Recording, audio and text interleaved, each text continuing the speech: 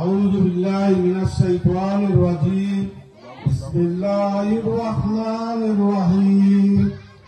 সম্মানিত উপস্থিতি, আজ বাংলাদেশ জাতীয়তাবাদী দল বিএনপি তৃণমূলের সুসংগঠিত করা ও কেন্দ্র ঘোষিত ৩১ দফা বাস্তবায়নের লক্ষ্যে জননেতা জনাব তারেক রহমানের নির্দেশে আজকে উঠান বৈঠকের সম্মানিত সভাপতি সাহেব, আজকে উঠান বৈঠকের প্রধান আকর্ষণ রামগতি এবং কমলনগরের নন্দিত নেতা আলহাজ আশরাফুদ্দিন নিজাম সাহেব, উপস্থিত আছেন মঞ্চে আলেকজান্ডার পৌরসভার সম্মানিত সদস্যবৃন্দ, ৩ নং চর ৪ নং আলেকজান্ডার ইউনিয়নের সম্মানিত সদস্যবৃন্দ, মহিলা সদস্যবৃন্দ, মহিলা বিএনপি সমর্থকবৃন্দ,